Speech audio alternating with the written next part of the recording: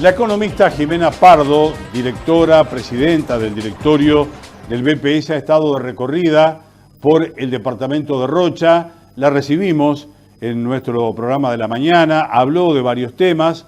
Lo que es bueno saber es el número de aportantes que tiene el departamento de Rocha, cómo está en la tabla general, está a media tabla en cuanto a aportantes en nuestro país, en la tabla comparativa departamento por departamento.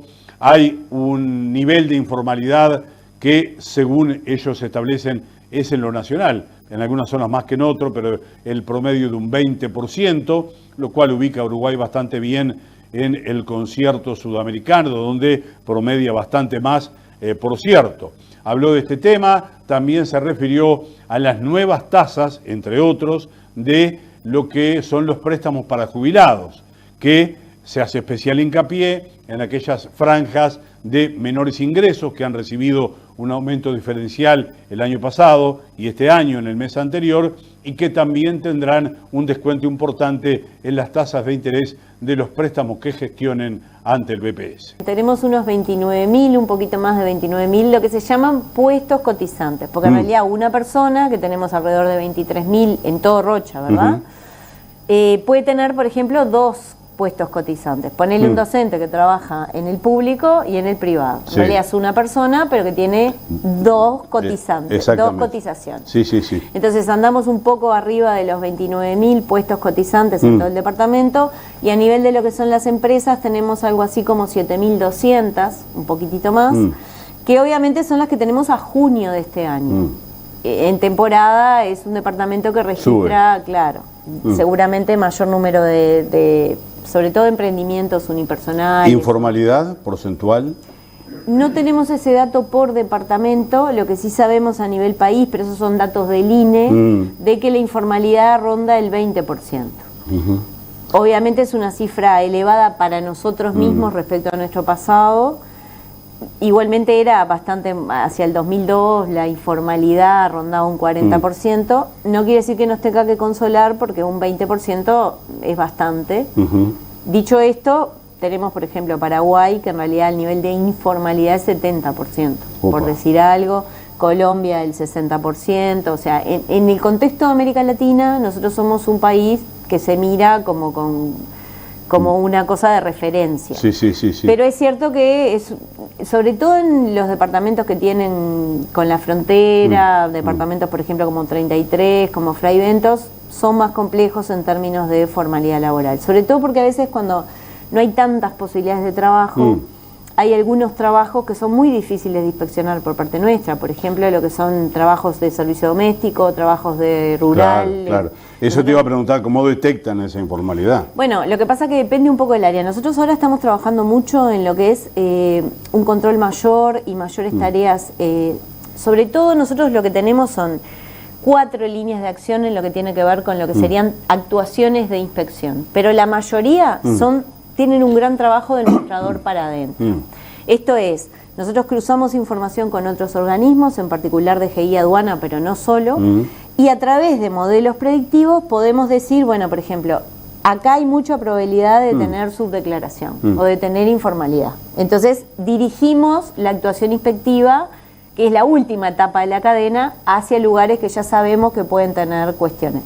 O lo otro que seguimos mucho es el tema de detección de posible fraude. Por ejemplo, el año pasado en Rivera fueron presas personas por una cuestión que empezamos a detectar desde el Banco de Previsión Social. Personas que abren una empresa, que ponen empleados en la empresa que a veces ni siquiera están privados de libertad, por ejemplo, o están en algún servicio que asiste el MIDES.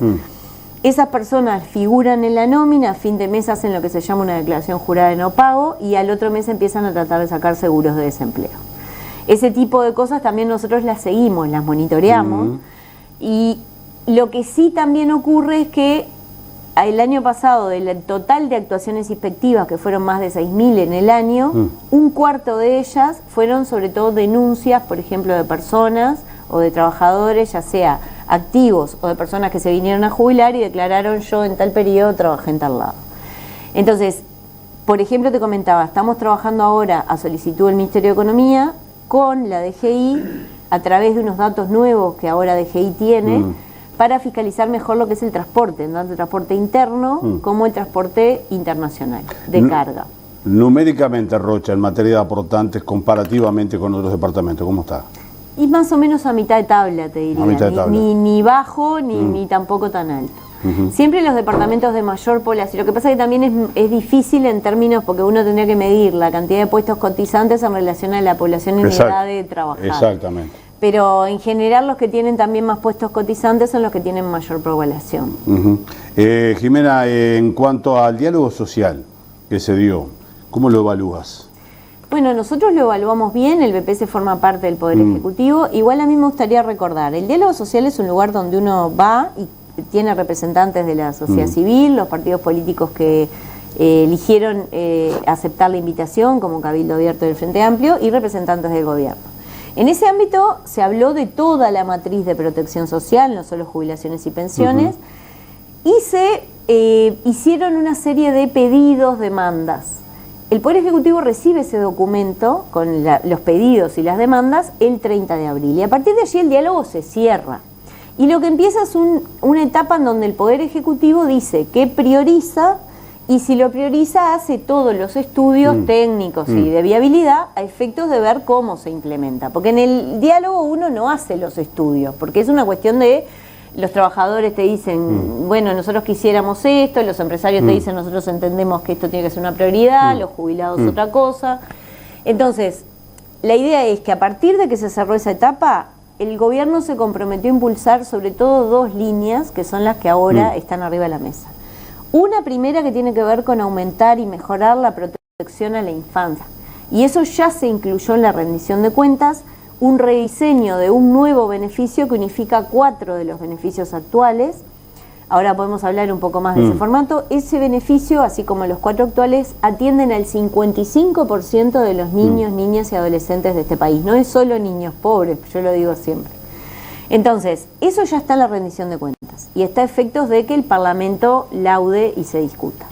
Y lo otro que estamos trabajando ahora, que todavía no fue un proyecto de ley al Parlamento, pero va a ir próximamente, es lo que tiene que ver con modificaciones al sistema previsional, que entre los productos, digamos, que más se ha conversado, tiene que ver con una causal adelantada de jubilación que habilite de nuevo los 60 años como posibilidad.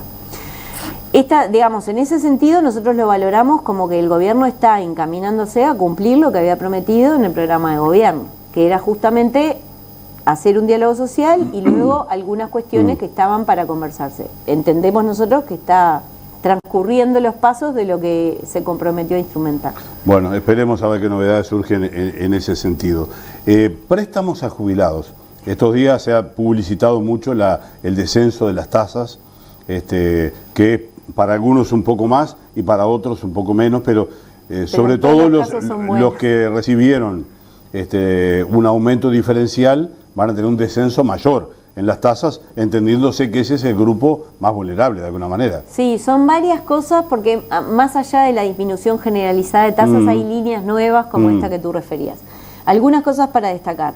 El primer punto tiene que ver con que hay una rebaja generalizada de todos los préstamos sociales que otorga el BPS para jubilados y pensionistas. La rebaja ronda el 10% en el costo del préstamo y depende un poco de la cantidad de cuotas en la que la saca el pasivo. Para las menos cuotas es un poquito menor, para los otros un poquito mayor, pero en general abarataron 10% el costo del préstamo. Que ya de por sí tiene buenas tasas. Que ya de por sí tiene buenas tasas. Son buenas tasas. Después tenemos algunas líneas nuevas bien interesantes. La primera tiene que ver con esto que vos decías. Perdón, esta rebaja de tasas es efectiva desde el 1 de agosto para los préstamos nuevos. Para los que gestionen. Los que están, exactamente. Para los no que para los que están en curso, no te van a descontar lo que ya se había establecido. El que gestiona a partir de ahora tiene esa nueva tasa en los préstamos. O el pasivo que termina el préstamo anterior y sacan. Perfecto. Después tenemos esta línea nueva que tú decías, que es una línea nueva que se va a implementar a partir del 1 de noviembre y que va a ser en un plan piloto por 90 días. Después, dependiendo de la demanda que tenga esa línea, probablemente lo podamos extender más. Que está justamente dirigido a los jubilados y pensionistas que tienen la jubilación mínima como único ingreso y esa va a tener una tasa de interés 5 puntos porcentuales inferior a las tasas. En realidad rondaría un 20% la rebaja del costo para esa población. Luego también a partir de noviembre va a estar disponible la posibilidad. Hoy tenemos muchos pasivos que están con vales atrasados y por tanto no pueden sacar préstamos porque deben. Vamos a partir de noviembre a poner en marcha una línea que unifique deudas en un solo préstamo que se pueda financiar hasta en 36 cuotas, que en vez de multas y recargos actualice por IPC y que cobre el interés de financiación de esas 36 cuotas en un 50% de la tasa vigente. Esa es una cosa bien importante. Es una unificación, pero a su vez una ampliación del número de cuotas. Como le suelen llamar lava pasividad, digamos. Lava pasividad. Lava sueldo, pero un lava pasividad. Pero además se amplía el número de cuotas, que hoy está en 24, ¿no? Claro, esto llega hasta 36. Bien, sí. Y después lo que sería como lo que más demandó la ONASPU, que fue un pedido del Poder Ejecutivo, y nosotros trabajamos para hacerlo posible. El BPS da préstamos para órtesis, prótesis, audífonos. Sí. Esos préstamos bajan sustancialmente su costo. De 19,5%, que es la tasa, a 12%. Esto es entre el 35 y el 37% de rebaja en el costo del préstamo. Para que vos tengas una idea, beneficiarios que sacan préstamos todos los meses en promedio son unos 38.400. Dentro de esos hay 630... ¿Por mes? Por mes. 38.400 por mes. Por mes. Pasivos que sacan préstamos. Dentro de esos hay 630 que piden de este tipo de préstamos para órtesis, prótesis, que se van a ver muy beneficiados cuando lo saquen al futuro, justamente por la rebaja del préstamo y para lo que se destina. Sí. Bueno, es una... Claro, en ese caso se beneficia más al que lo hace por una necesidad de salud o demás, ¿no? Que en general, por ejemplo, son los casos que se plantean. Es algo que es bastante demandado en determinadas edades, son productos que no son baratos. No. Exactamente. Se ha hablado mucho de los aumentos diferenciales y yo creo que nunca está de más volver a aclarar que estos aumentos diferenciales son aumentos reales, no son aumentos que se dan a mitad de año para después descontarlo del anual, que es en enero, que se hace de acuerdo a lo que se establece por ley. Creo que eso es importante volverlo a señalar, porque ya estamos hablando de un 4,5% entre el año pasado y ¿no? Sí, de aumento a ciertas diferencial a las pasividades más bajas, fuera del aumento normal. Es así, ¿no? Para recordarlo, en enero todas las jubilaciones y las pensiones del país, las 740.000 que paga el BPS, pero todas las que están también en las otras cajas, tuvieron casi un 6% de aumento. Esto es 2,32 por encima del costo de vida, o sea, por encima de lo que fue la inflación, por lo cual hubo un aumento, nosotros le llamamos del poder de compra. Eso en enero. Eso en enero para todas las pasividades. Exacto. Incluidas las pasividades mínimas. Exacto.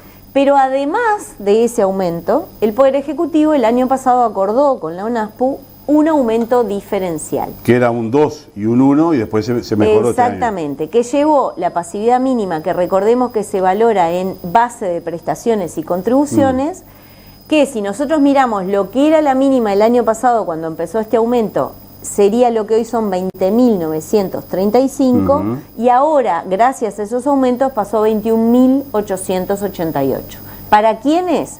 No todos los que cobran la mínima, porque tú puedes tener otro ingreso, puedes tener, por ejemplo, otra prestación o un alquiler. Entonces, ¿quiénes son los que recibieron el aumento diferencial? Unos 120.000 jubilados y pensionistas del BPS, a los que hay que sumarles los de militar y policial, que tienen la mínima como único ingreso. Esos son los que están percibiendo hoy 21.888 y que en realidad han tenido este aumento adicional que los lleva casi 1.000 pesos más arriba de lo que era la mínima. Porque como tú decís, se ha hablado mucho y a veces me dicen, pero ¿qué hace uno con 400 pesos, con 600 pesos? Pero bueno, yo lo que digo es, cuando esta política se aplicó antes por la fuerza política que hoy gobierna, por estos aumentos, aunque sea pequeños, pero que no se descontaban, la mínima pasó a los valores actuales. Porque esta mínima de alrededor de 20.000 pesos, si no hubiera tenido esos aumentos adicionales de 15 años, hoy sería en el entorno de los 10.000 pesos. Entonces, si no puedes vivir con 20, imagínate con 10.